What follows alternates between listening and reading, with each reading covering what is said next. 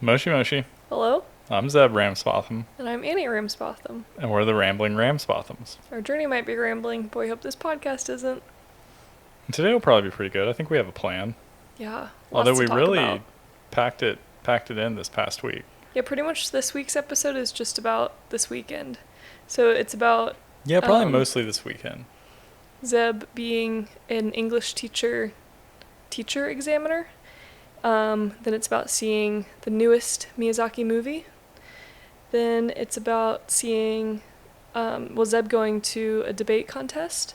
And then finally about Japan's most recent holiday, Ocean Day, or Marine Day, and how we celebrated with a barbecue. Yeah, we have it slightly backwards though, because I went to the debate contest on Saturday, not Sunday. Sorry. So, I keep getting them mixed up. yeah, and he's had the weekend all, like, flip-flopped. I just know you're going somewhere to do some kind of English mission. Yeah, I was a very dutiful and loyal English teacher this past weekend. Yeah, you volunteered for two separate things, and then they happened to fall on a Well, Saturday no, I only volunteered and for Sunday. one thing. The other thing I kind of just got told to do. Oh, yeah. But a while back, they sent out like an email about a debate contest, and I volunteered to be a judge. Because, they did the sales pitch about how, like, this can't happen without volunteers, Yeah. and we really need the volunteers to come and it's a kids please, thing. I mean, not and- kids. It's for high schoolers. yeah, I mean, I And guess high they're talking schoolers are in kids, English. but yeah. Yeah, so, and it's interesting because a lot of I met so basically I sent them an email and I said I could do it. Mm-hmm. And I thought that maybe they didn't need me because it was like a really long time and I didn't hear anything about it. Mm-hmm. So I kind of just assumed. I was like, well, I did my part. I told them I was available. I guess they didn't need me. The karma. Yeah, and then out of nowhere, I got this like stack of paperwork at my desk with all these like travel forms, and I was like, all right, you're gonna be going, like, fill all this stuff out. And Komatsu Which- is where it was, which... No, it wasn't in Komatsu. Oh, sorry. That's the other It was thing. in Kanazawa. Okay. Annie Hold doesn't on, know I'm what's getting going on. excited about the next thing. Yeah, the debate contest was exciting. So I didn't know that it's like an Ishikawa debate contest, but it's part of a national competition, which is called Hinda, and they have like really specific debate rules. So that was really interesting to see. But basically on Saturday I had to go learn how to be a judge. So they had like a mock debate, and this is where we talked about one of the episodes. So the topic is, should gestational surrogacy be legalized in Japan? Which gave me the impression that it's not legal, or that it is illegal. And I learned at the judging meeting, that's not the case. It's actually legal in Japan, but the board of doctors that is like OBGYN science or whatever, like the obstetrics and gynecology board, has told all doctors in Japan that it's bad and you shouldn't do it. So I guess doctors in Japan are a little scared. Yeah, and that's so kind of hard then, because you can't just do that and then be Yeah, like, but 'cause- it's legal, so... Yeah, so it's like on you. legal, but like, so you could do it, but then I guess, of course, naturally, if something went wrong, Yeah. then there's this like board of doctors that would be like, well, see, we told you. And so then I guess you would maybe be more liable to like a lawsuit or definitely. to like lose your license.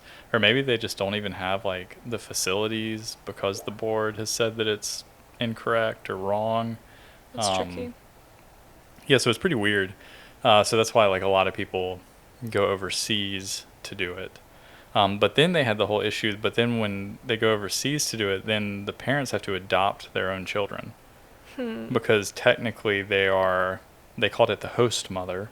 Technically, the kids are the host mother's children. Even though they're like completely genetically... Yeah, The so biological basically parents. the host mother has to put the child up for adoption. That's interesting. And then the Japanese couple has to adopt their own child. So apparently it creates this like legal Yeah, can that of sounds like a worms. nightmare. And then plus their doctor is like, well, we're frowning upon this, but you can do it.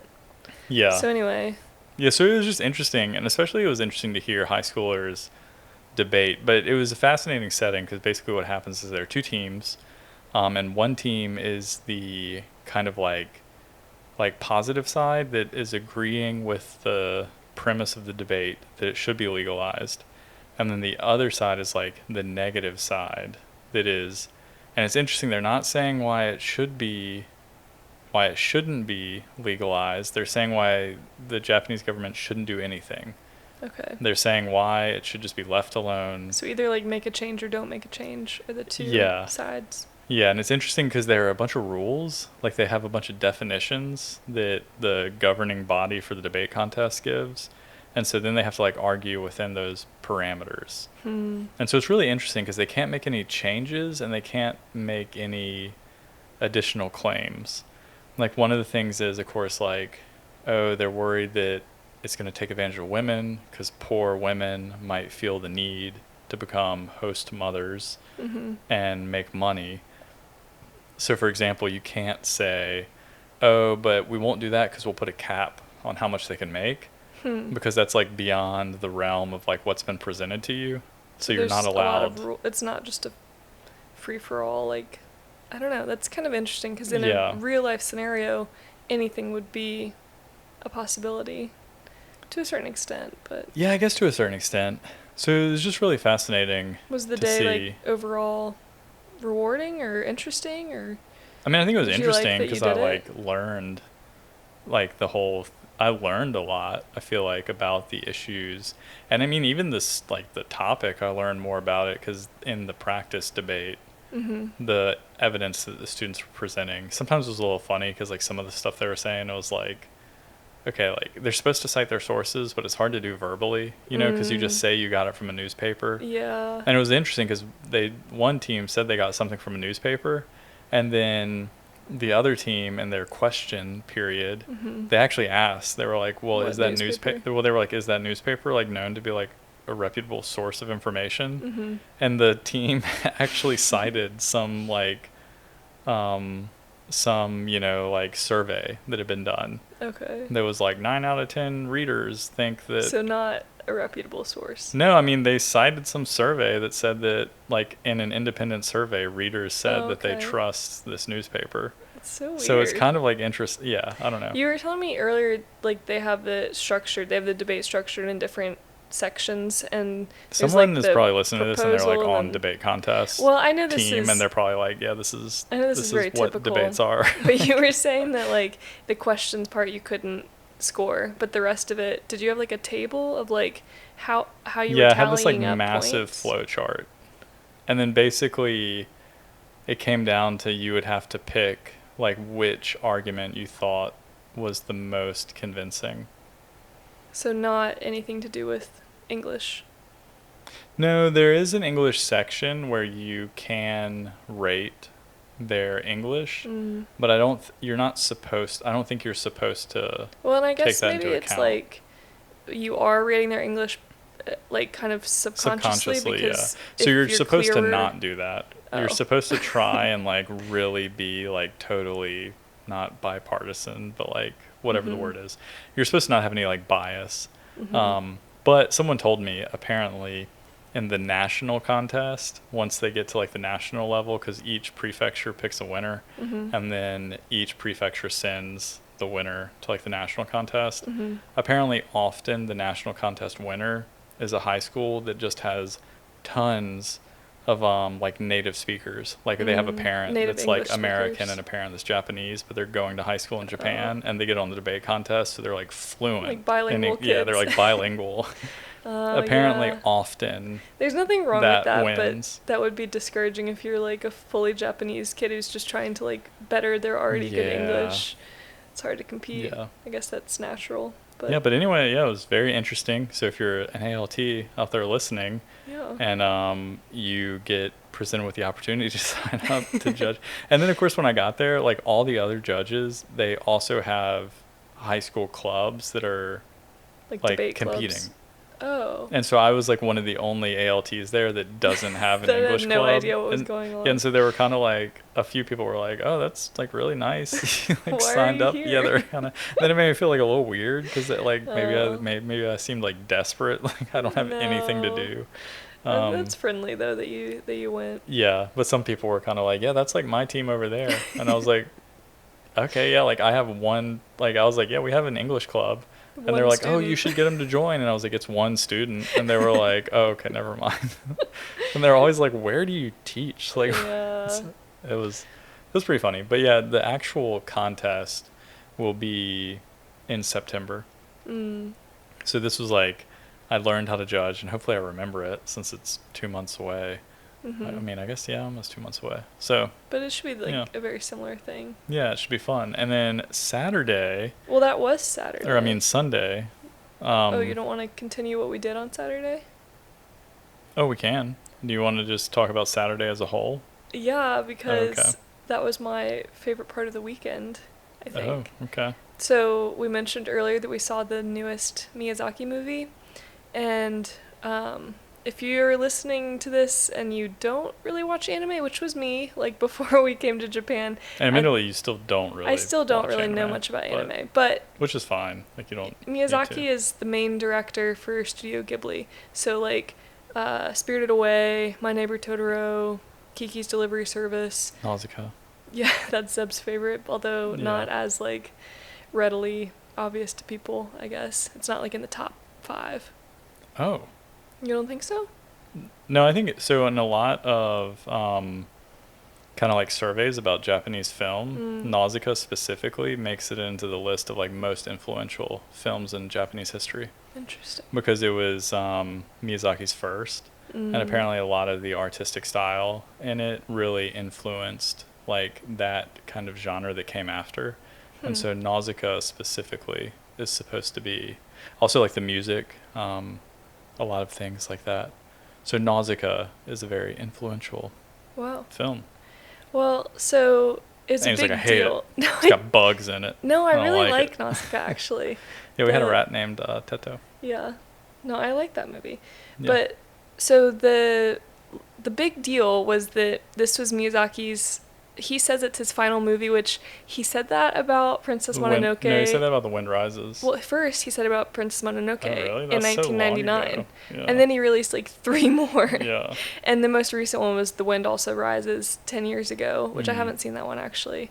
But he was like, this is it. This is my last one. I mean, he's like The Wind Rises made more sense because he was already in his 70s and he was like, this is gonna be my last one. Yeah, and that he's makes like well sense. Into retirement age. Yeah, so this one I really feel like this like one truly will be his last one. But of course, like in the reviews, 83 or 85 or something. Yeah, in the reviews, everyone's like, well, hopefully he's just saying that again.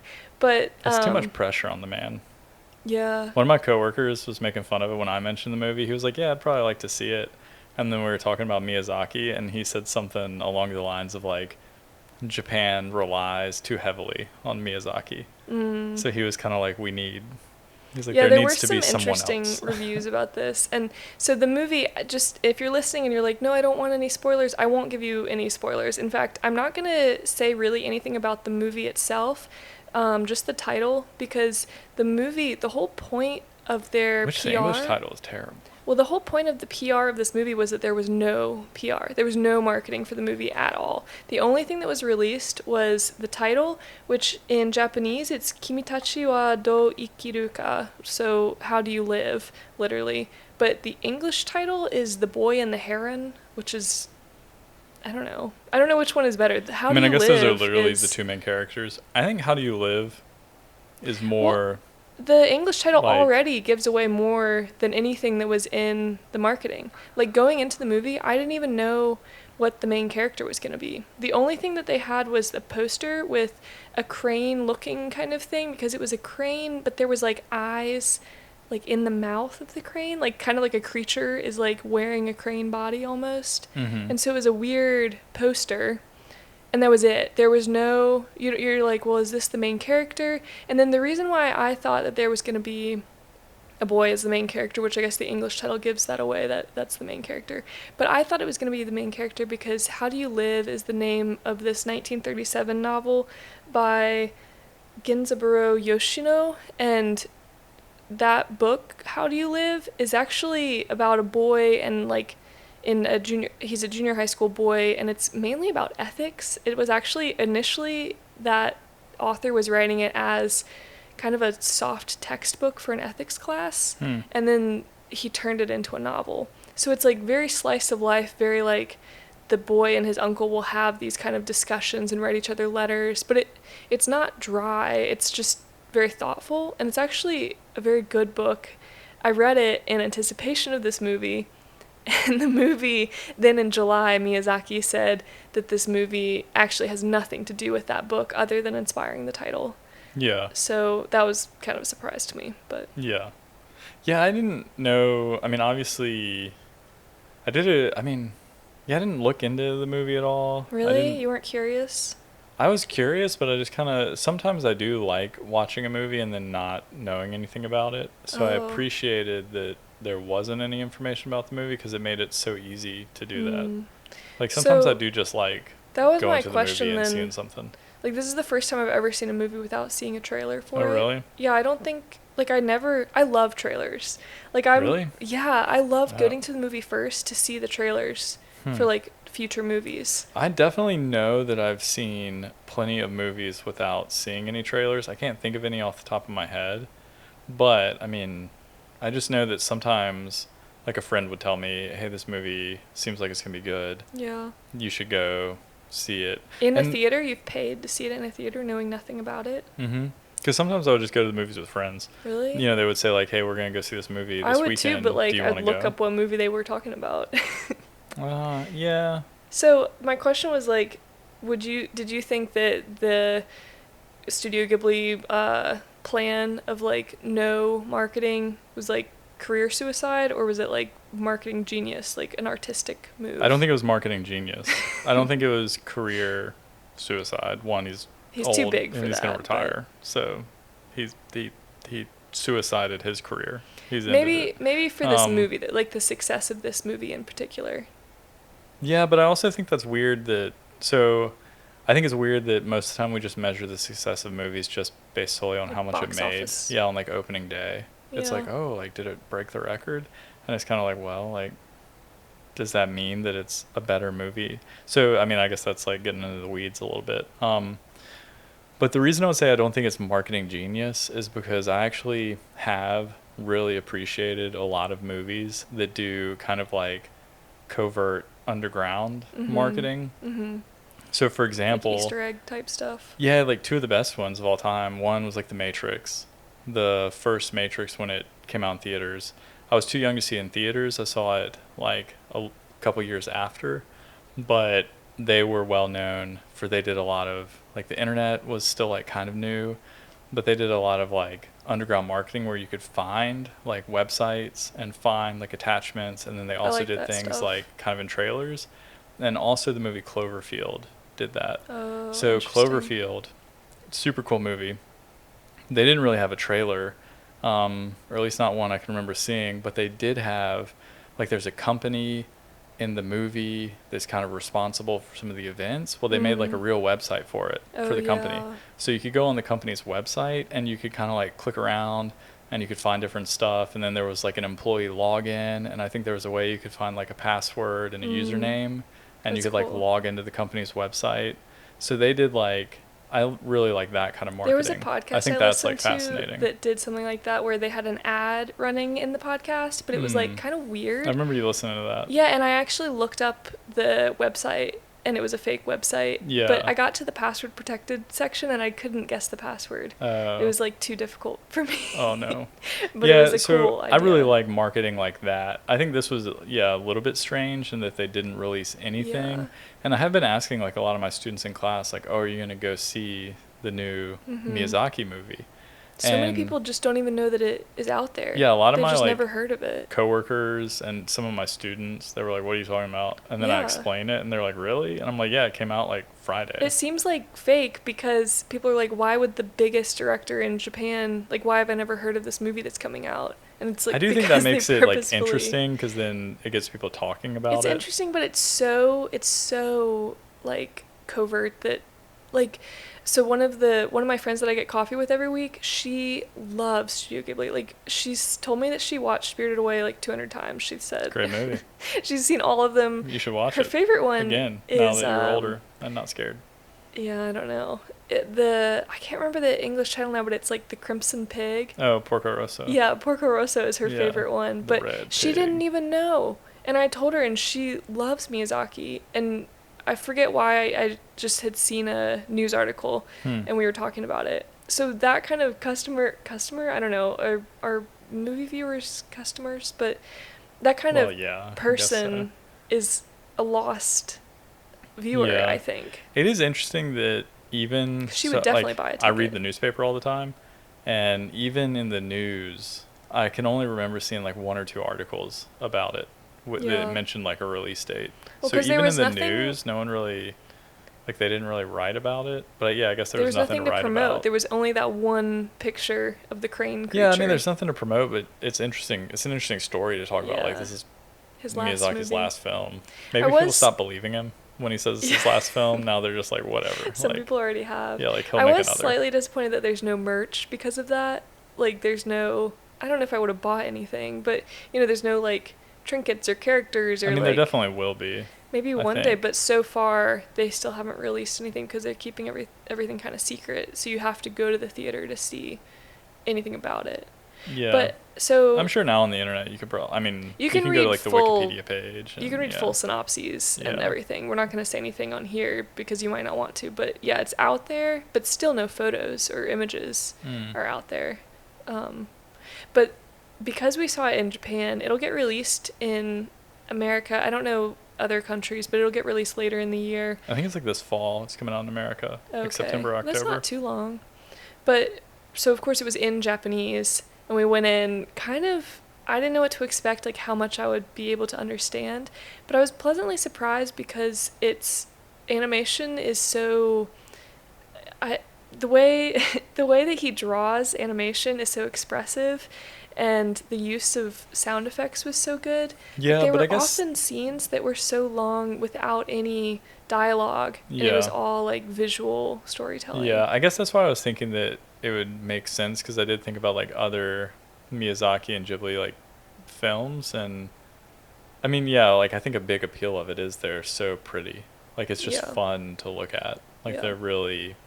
Yeah, they're just fun to watch. Mm-hmm. So I kind of assumed, I was like, hopefully I'll be able to pick out some words, and so I'll understand some of what's going on. And then a big appeal was, just the looking at it. And it was a very beautiful movie. I did, after we came back, look up the synopsis that was like, I'm sure there were some like Wikipedia people that like, you know, want to be the first one to publish the page, but there was already a Wikipedia synopsis about it. Yeah. And I read through it just to make sure that I did understand everything like I thought I had. And I did, but I will say that the movie is like a fever dream. So even if it had been in English, it was so fantastical, like a lot of his movies. Yeah. That a lot of it was was just kind of like, okay, I guess that was what happened. I was trying to think. I think that this is one of the most out there ones, because the other ones are like usually it's very, I don't know, it's very obvious the transition between the like real world and then the like spirit world. Like specifically if you think about Spirited Away, there's like a very real transition, or they're just in a totally fantastical setting, like Nausicaa or Princess Mononoke. Yeah, like you already know you're in. It was a little like Alice in Wonderland feeling, where you're like not really sure, like, you know, in Alice in Wonderland where she's asleep and you're not really sure if it's a dream or reality. Yeah, and then there was like a few moments where I was like, okay, like where are we going? Where are we? Because you know, like... I checked my watch at one point because I was like, I kind of lost the plot a bit, and I was like, how... Not because I wasn't enjoying it, but just because I was like, am I preparing to watch the conclusion, or are we like halfway? Yeah, because it's confusing. What's going on? Because even if you can't really speak the language, you can kind of tell, especially through the music, like the building of like action, or like... I was just trying to think of... You just know what's happening. Like, for example, like Mononoke, I feel like there's very obvious, like, okay, like he has been like cursed, and then a resolution. Yeah, you can tell. And the conflict was like very, I couldn't tell the conflict for a while, because initially what I thought the conflict wasn't really the conflict. So then it got hazy, and then I was like, okay, so what are we actually, what are we moving towards here? So yeah, it was just kind of like a fun. It was a wild ride, I guess. Yeah, it was neat. I liked it a lot. I did too. It's not my favorite of his movies, but I really enjoyed it. But do you want to talk about what the movie theaters in Japan in general are like? 'Cause Yeah, so this they're a little was the different. first time we had been to a movie theater in Japan. So that was really neat.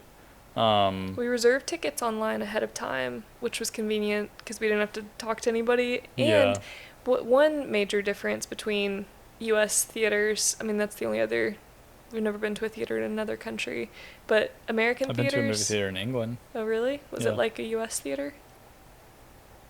Kinda. It was kind of like a small artsy theater, Oh, so I okay. wouldn't say it's like a great. I saw What We Do in the Shadows, Oh. the movie before they made the TV show. Oh. Yeah. Well. I wanted to see Interstellar, but I couldn't find a movie theater that was playing it. Oh. Well, this theater, I don't know if this is the case in all of Japan, but for this theater, you reserve not only your tickets online, but you reserve seats. And in America, in any theater I've been into in America, I really like that experience. I did too, but it's so very nice different. to be able to reserve your seats. Usually you just reserve a ticket, and I didn't think about it until we got there. And you know when you're like running late, or you just like the theater's packed and you have seats, but you really want a good spot, you like or get if you're into like the theater and with you're like like, a group of everybody's friends, already that used to early. happen to us all the time Yeah, you in high can't school. find like 5 seats Yeah, we would in a need row. like a certain amount of seats, and then you have like some people who are sitting over there, and like, I mean, obviously you're didn't not think about talking in the movie that. theater anyway, so it doesn't matter, but you Like, what still if like you're to sit sharing with your popcorn? friends. Yeah. Yeah. So yeah, I liked the reservation system. And it was easy, like it was very well lit before the movie started, because I was worried. I was like, okay, well now we have reserved seats, but what if we can't find them? But it was easy to find them. And then concessions, like the concession stand, I was most excited about movie theater popcorn just because it's a whole different thing. It's like so buttery and so rich. I don't know, you can't make movie theater popcorn in your house. I can't. My mom makes really good stovetop popcorn, but so it's not movie theater popcorn. no. She used to actually get my dad to go to the movie theater just to buy popcorn to take it home, like to-go popcorn.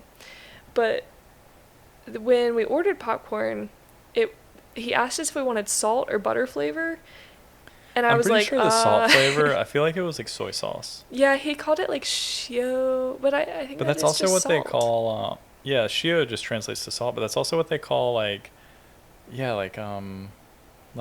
yakitori. You can get it was shio yakitori. Oh yeah, that's true. Like a flavor of yakitori. Yeah, you can get It shio was karage. kind of soy saucy flavor. And it had like a this- dark color to it. Yeah, it had seasoning on it. Yeah.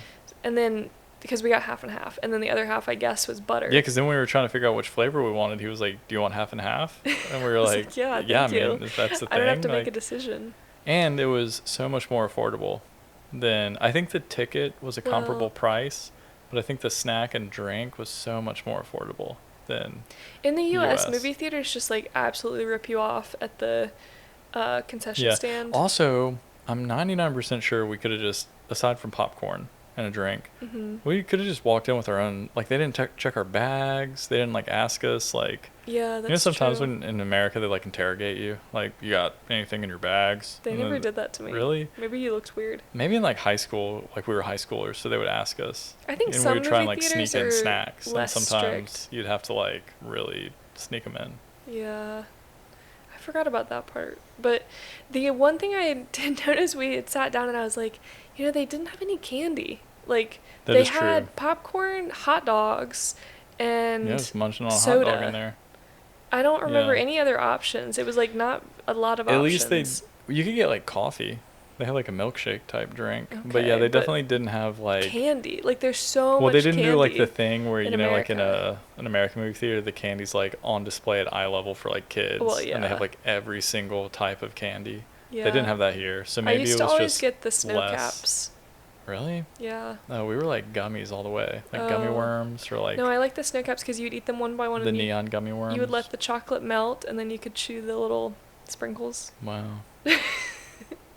My sister would get the cookie dough bites, Hmm. but they were so good. But then, like halfway through, your stomach would kind of hurt because Really? mine would, because they were so You good. can't But hold down your cookie dough bites. I don't know cookie dough bites specifically. I don't know that there's any Really? more sugar or less sugar. Dang. They were just so rich.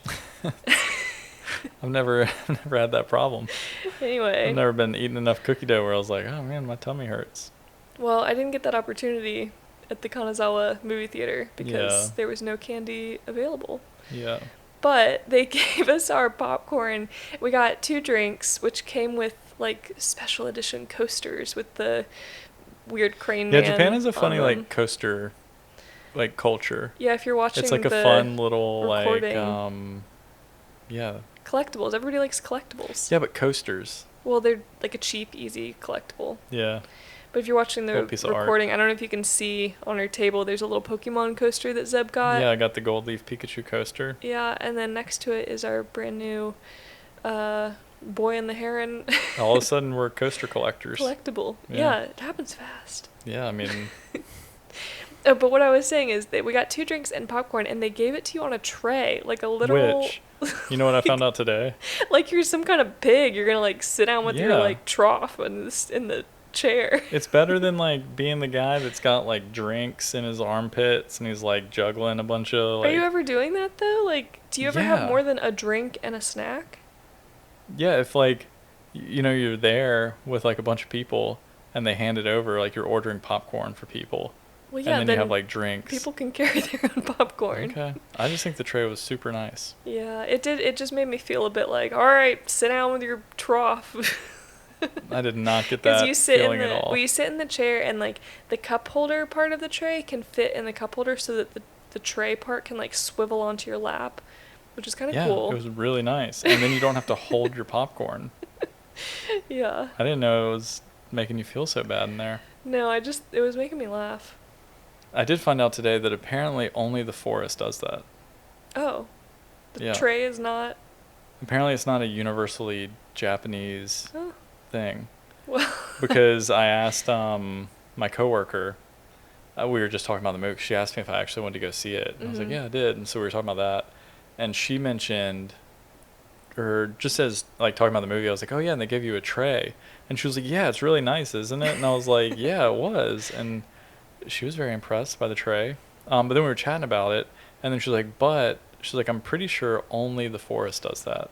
Because she says that she goes to a different movie theater that she prefers.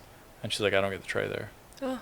Yeah. Well, I guess if you've been to a movie theater in Japan or any other country besides America that we've been to, tell us what the movie theater's like for you. But Do you get a tray? Does it make you feel like a pig and spirited away? Like your parents have been transformed? And oh, scary. Well, so the last thing that was kind of like strange, I guess, to me was at the very end, you know, the credits come on. And in America, they raise the lights when the credits come on, like when they start rolling. You can sit and watch, but most people like kind of start trickling out. They did not do anything to the lights, so you like sit there and watch the credits. Which yeah, they left it like dark. And there's nothing wrong with that, but I was I kind of guess like, it is wow, kinda we're nice, really like like- watching all 3 minutes of this. Well, yeah, they made it like the credits are a part of the movie. It It's is nice like because they're the not people who work separate. on the movie work so hard, so you do want to recognize them. But yeah, I kind of was like, wow, we're all just sitting here watching the credits, aren't we? Yeah, and I guess that was a downfall. We had middle seats, which were really good seats, but then you couldn't, get up Well, and nobody leave. else was because it was That's what dark. I'm saying, yeah. So, like, then, like, with some of the people on the sides, they, like, scooted out. I saw Mm. some people get up and leave, but we didn't have that option. Well, at the end, it made me think too about film ratings because in America we have G-rated movies for like anyone, like children, PG, which is like most children, but like there might be some suspense or like something a little, Yeah. maybe somebody gets cut or something. Wow. Like a small amount of blood. And then PG-13, there's like some violence, like maybe some bad words, and then R, you have to be 18. No, 16. I don't know. How old I think is in it? America I think you it's have to be 18. Because it was like high school was like some people would like, ooh, we're gonna sneak into R-rated movies, and it was like, like not a dangerous thing, but it makes people feel like, ooh, we did something bad. That's like Yeah, not big actually private school girl over there that was. bad. We're I just sneaking remember in that was, candy like- and we're gonna see an R-rated movie. I just remember that was like a big thing. Like, did people at your high school were they like, ooh, we saw like Black Swan came out, and a bunch of my friends were like, we saw Black Swan last weekend, and we were like, ooh, that's like, how did you get in? Oh, I don't remember. It was like a big thing because you're a teenager, you're not allowed to do a lot of things yet. Yeah, I don't remember it being that big of a deal. Probably just because we didn't have a lot of excitement, but I mean, we definitely So- like went and did it, but I don't remember it being like a spooky Well, I don't know if it's like scenario. spooky, but it's kind of like, ooh, what if you get caught? They just won't sell you a ticket. Yeah, you get kicked out. I don't know. Yeah. But in Japan, they have the Heron, which is an abbreviated name for the film classification rating organization, which in Japanese is the Eiga Rinri Kiko. So Eirin is like the name. And they have G, PG-12, R-15, and R-18. So it's kind of confusing because G has like 2/3 of the movies, at least on the IMDb. They have like lists of what movies in English have been re-rated in Japan. Like, so many are G that are actually PG-13 and PG in the US. And then PG-12 is like guidance suggested under 12, and then it's actually restricted. Like, in movie theaters, they don't let anyone under 15 in and anyone under 18 in. So they have, like, 2 restricted categories, whereas in the U.S., like, you can bring anyone under 13 into a PG-13. They don't really, like, regulate it. But it's confusing because, like, a movie like Pulp Fiction, have you seen that movie? Mm-hmm. It's, like, very bloody. There's, like, drug overdoses. There's so many bad words. That's just PG-12. I would not bring my 12-year-old to that movie. I think that Japan has a much better, or I think the argument would probably be they have like a better grasp on the separation of like fiction and reality. I feel like in America, often America has a lot of like Puritan beliefs where I feel like a lot of the time people are kind of worried like, oh, if they see violence, they're going to want to like imitate it. You hear that argument with video games all the time. Yeah, the video game like the kids, they can't tell the difference. Mm-hmm. And I feel like in Japan, especially if you're a fan of like anime or even like Miyazaki's other films, you've probably watched them and you've probably realized like, oh, it's way more adult themed than like a Disney movie. There's more like blood, or like it doesn't always end super happy. Yeah. Yeah. It's true. Yeah, it's not always like a G movie in America happy. Is like completely fine, like no scary things, like no, like suspense is something that would make it PG, and like suspense yeah, like, is they're sliding down a hill. Oh. I don't know if it's like that dramatic, but like, yeah, the fight scenes between like the knight and the dragon have to be like not too scary. Yeah. To be G. Yeah. In America. We're definitely in anime, and certainly in, I mean, yeah. Yeah, there are just moments where, even like as an adult, like I'll watch it sometimes and be like, oh yeah, dang, like that's. Like there were some parts in the movie, in Miyazaki's movie, that were a little like unsettling, but when we left the movie theater, there were like small children in the movie. Yeah, like when we were coming in, there were like families coming in and sitting down with their kids and stuff. And it is a children's movie, but I think similar to how Spirited Away scared me as a kid, there's nothing like inappropriate or like bad or truly scary about Spirited Away, but there was like unsettling things that, I don't know, maybe as a kid growing up in America with our style of movies and Disney, I like wasn't used to that, and so seeing... Yeah, I mean, if you went from like a Disney diet to... Oh, definitely. Like I was like all princess movies. Yeah, you would... Oh, well. And then like No Face, like vomiting all over the like Bath residence. I was like, I am not watching this movie.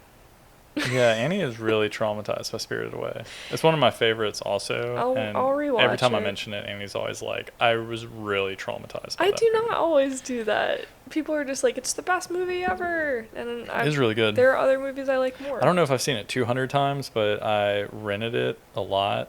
And every time I had it for like the weekend on a rental, I would just watch it. Yeah. Like so many times. Well, and as an older person now, I could appreciate the deeper themes, but... Another thing we should try and find, which I'm sure we could, one of my favorite things was the rental had a second DVD, and it was like the making of Spirited Away, and it was really cool.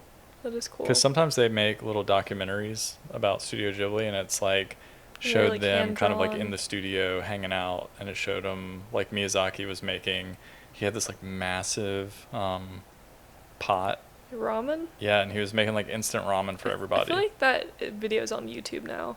Oh, is it? I think so. The whole like thing the might be on YouTube. Or the ramen part, but... Yeah.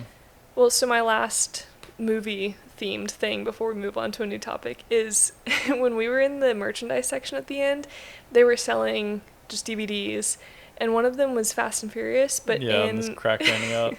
In the the English titles are changed to Japanese because of course they're like dubbed over in Japanese, and they give them kind of funny names. So for example, Fast and Furious is Wild Speedo. It's Wild Speed, but it's written in katakana. Yeah. And the only reason I knew that before we saw it, because I had a student tell me that we were just talking about movies, and he was like, "Oh, I'm gonna go see Wild Speed," and I was like, "Dude, what is Wild Speed?" Well, so then I was looking up like what are the funniest like translations, and Japanese movie titles in general tend to be like more verbose. So for example, Despicable Me is Mysterious Thief Gru's Moon Theft 3D.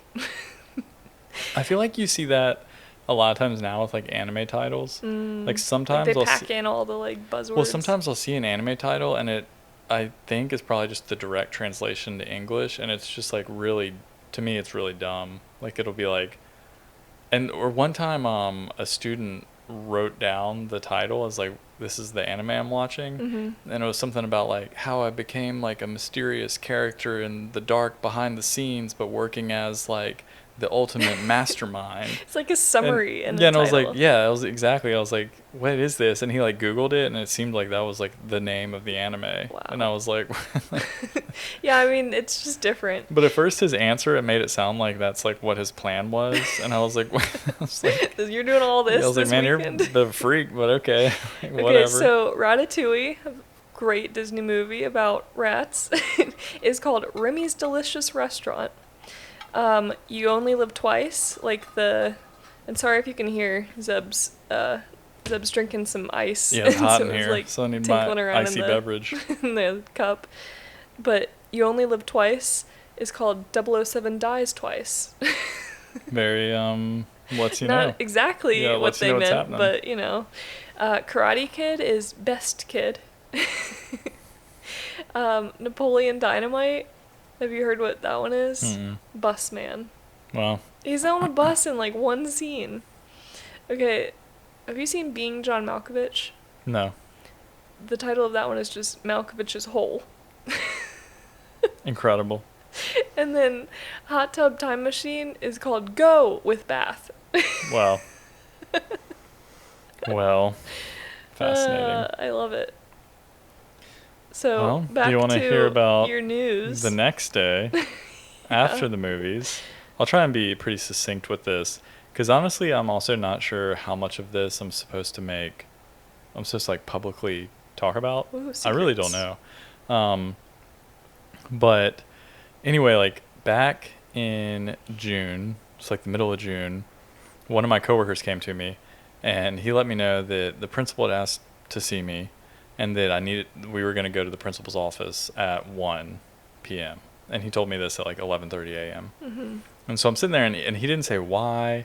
He just said that we'd be meeting with someone from the Board of Education. And of course, in the United States, if you get called to the principal's office, it's usually not a very good like conversation or a very good thing. So, I was kind of like thinking the same thing. I was like, well, this is weird. It did happen to me once before, and it was when I got told to go to the principal's office, and I went down there, and he basically like handed me the ceremonial paperwork of me being like rehired. And we did a bunch of bowing and a bunch of, yoroshiku and onegaishimasu, and like I had my paperwork. Yeah. So I kind of thought, I was like, well, maybe this is going to be like another like thing like that. I had like re-signed my contract, so maybe there was like more honorary paperwork I needed. So I didn't really know what to expect. But I'm sitting there, and finally Big Sale Sensei comes back, and he gets me, and he's like, all right, like we're going to go down there. And as we're walking down there, I was like kind of like joking with him about, like maybe I'll get fired. Well, yeah, like what's this for? And he didn't know either. And he seemed a little kind of like, not like worried, but he was called us in. Yeah, he was a little too kind of like, I don't know, but I guess we gotta go to the principal's office. And so I was like, are you like, so you're not in on this? And we go down there, and we go into the room, and the principal shuts the door behind us and like points us to chairs. And at this point, I'm like, well, did Big Sail Sensei do something? And I'm Drags me here to down like, with them. well, I'm like here to, they're going to like question me. Like, did you see him do this? And I'm going to be like, what? Like, I don't. So I was a little worried. So he shuts the door and then we talk like a little bit. And then the principal tells us, so like in a few minutes, the phone's going to ring and I'm going to answer and I'm going to hand it to you. And I was just like, what is going on? And Big Sail Sensei was like, I don't know. So basically, I was asked to help with a process of like examining applicants for a position through like the Board of Education. And the only link I can find is that there were other people there and we were all over 30. So I can only imagine basically, like, that. Interviewing teachers who want to teach English. Yeah. Yeah. And so I was, asked to come like do that. And yeah, it was just like really interesting. And the guy on the phone kept calling it like my mission. And I wasn't allowed to tell like anyone at the school what I was doing. I guess because no one is supposed to know who the judges are, like in case you get like bribed or like, I don't know. But it's interesting because like that wouldn't be possible because you're sitting in the room with another like Board of Education like employee. ahead of the actual exam. You know. Well, like I was with the head of the entire exam, and then the other people I think were just with like other English teachers who were like also in on it. On but the you're exam day. Yeah, but you're there with like a Japanese person. I meant like ahead of time. If someone was like really diligent, they like figured out who the examiners were, they could like contact you ahead of time. I mean, it wouldn't. If they. It wouldn't have helped. It wouldn't have done anything. I don't know why else it needs to be so secret, but. Yeah, I don't know either. But it's happened now, so that's why you can talk about it. I guess so. I mean. The phone's gonna ring in a couple minutes. It's gonna be like the Board of Education. You're like dragged in. Yeah, it was just like really interesting, and it was like a fascinating process to kind of like see a little bit behind like how they hire people, and they're how all they Japanese like go about citizens. They get their education. They major in education basically, and then they. Well, I think they can major in pick. anything. They can major in whatever they want. I don't even like. I think probably the bare minimum is like you had to have gone to college, and then you need to speak English. But other than that, I think you can major in whatever you want. It's just then you have to take a test to get licensed to do the job. So that's like what that was part of. Like they had been there all weekend, or I guess like the previous days, not all weekend. Or no, I guess on Saturday they had done some kind of like English written ability, test, and then they had like a speaking portion.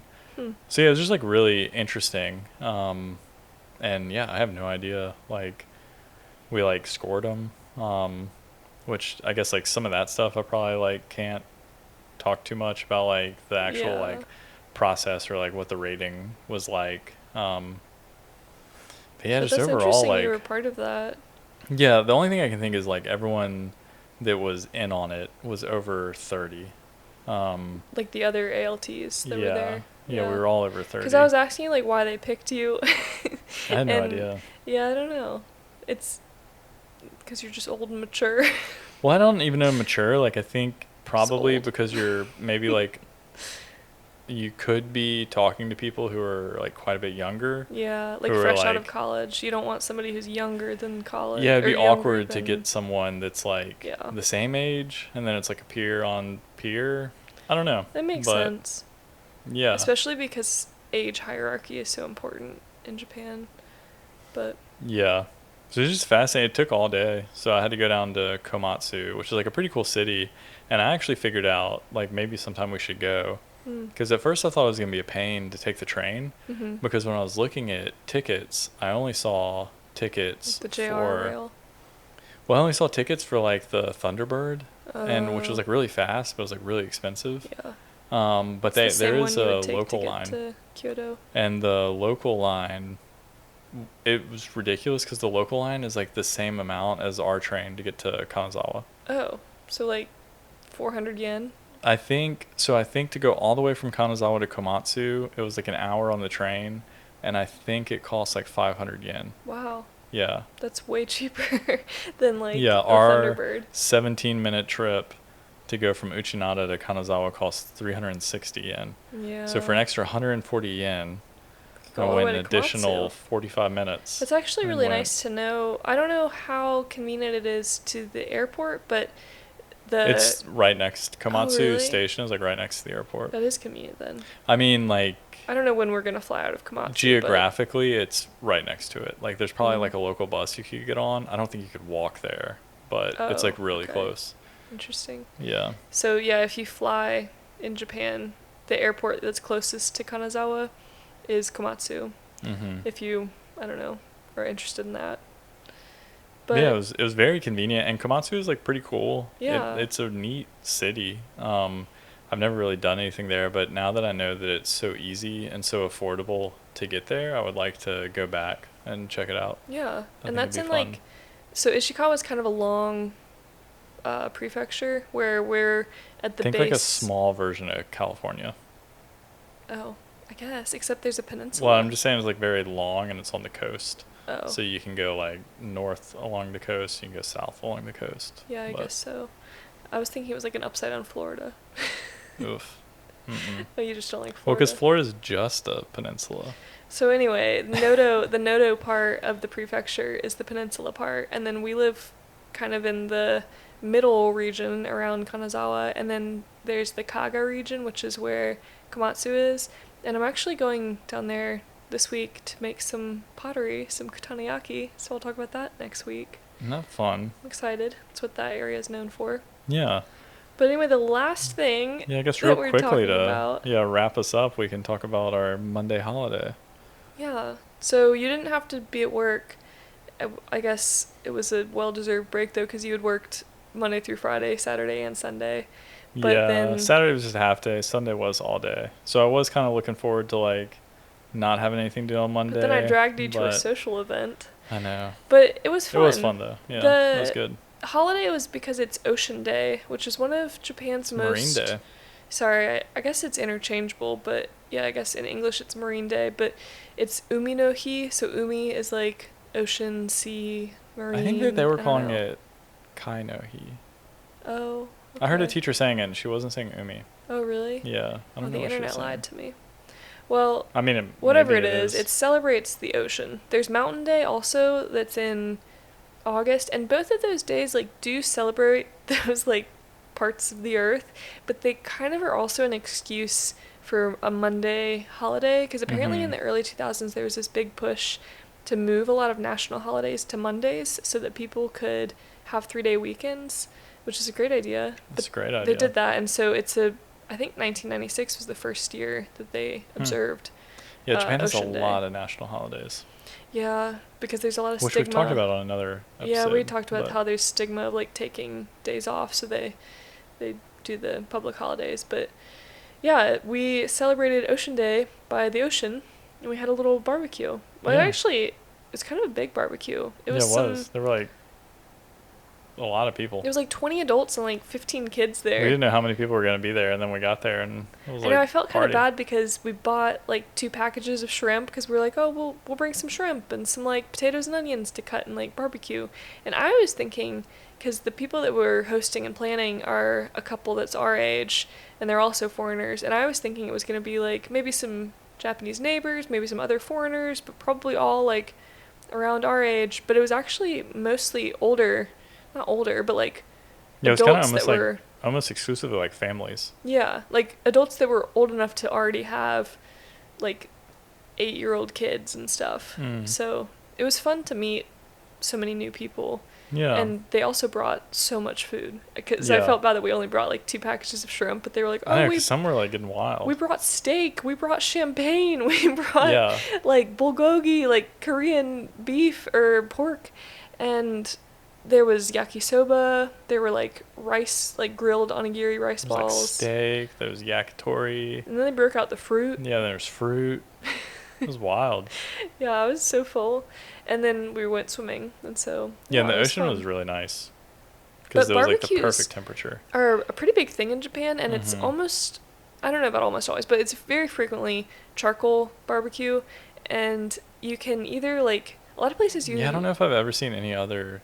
Yeah, I guess like style. gas would be the other kind, but yeah, it's very common. I mean, almost any grocery store or like most places you can go and buy charcoal, and often you can rent a grill, and like the grocery store that's near us, for example, you can rent a portable grill. Mm-hmm. But this was an example or an instance where the park itself had barbecue stations. Yeah, it had so like a barbecue area. Yeah. And you reserved a time slot There were, at like, one of the barbecue pits. 12 tents, and under the tents there were concrete pits. Yeah. And so you bring your own charcoal, but then the rental comes with tongs and Yeah, which like, it made more tray sense things. because in Japanese class one day, one of the examples was something about like, oh, do I need to bring anything for the barbecue? Mm-hmm. Or do I need to bring any like tools for the barbecue?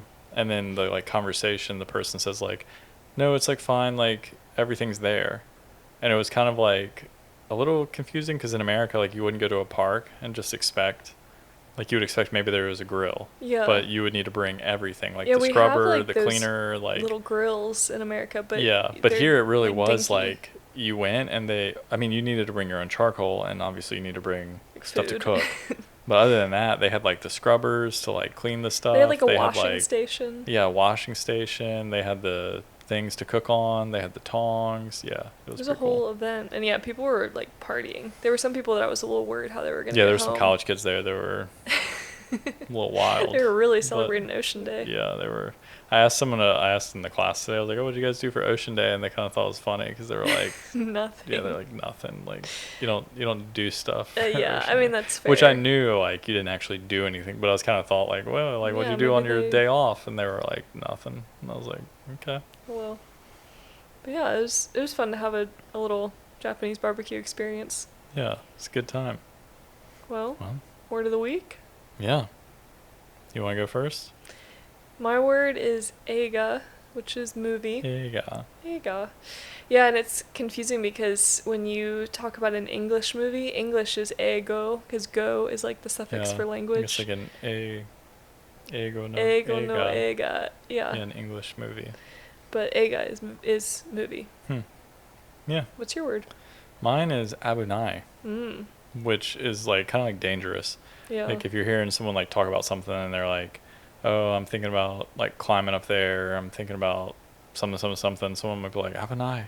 Yeah. Like, oh, it's dangerous. Like, and the reason that's my word is because I'm on a bike ride today and I was trying, so I rode over into Toyama Mm-hmm. and then all the roads that I normally use to ride back into Ishikawa in my little loop were like washed away and gone because we were Yeah. on the train, I guess last week. Yeah, we didn't talk about this. We had dinner with a friend and we were coming back out to Uchinada and thankfully one of my students was on the train, which was funny. Yeah, we were sitting next to her and kind of talking. Yeah, in, she's like super friendly. broken Japanese. Yeah, so we were like hanging out, we were on the train, and it had been like storming. It was like raining really Yeah. hard, and all of a sudden, like everyone on the trains, their phones started like Yeah. like buzzing because there was like a weather alert about Mhm. like landslides. And We last were like, week, "What is that?" And she was Yeah. like, "Oh, I don't know. Like maybe we can't get home." And we were like, "What?" yeah, like what do you mean? I guess they were worried that the tracks were gonna be like underwater because there's a point where the train goes across the Yeah, they lagoon. had to like check it out. But yeah, so there was like all this stuff and then like all these warnings about landslides, and I had like last week was a rest week for me on the bike, so I hadn't been out and like ridden around. So today was my first like big ride out and about, and there were so many roads closed because of landslides. Yeah. And then that made me notice like when you're riding through the countryside, you would like look up on hills and you could see like whole like cliff faces that were like gone. It was pretty And wild. so yeah, it was like really crazy. I didn't know that it was that bad, but Yeah. yeah, abunai. That was Abunai. not good. It's dangerous. Yeah. Well, thanks for listening to the end if you're still here with us. Yeah, And we'll talk more about some other mundane life stuff next week. for sure. Well, I don't know what we're doing, but we'll figure it out this week. So yeah, thanks for listening, and don't forget to tell everyone you know about the podcast. And of Yeah. course, you can follow us on Instagram. You can send us an email if you have any questions or comments. Tell us about your And- movie theaters. Yeah, ramblingramsbothams@gmail.com. and we'll talk to you guys next week. Bye. Bye.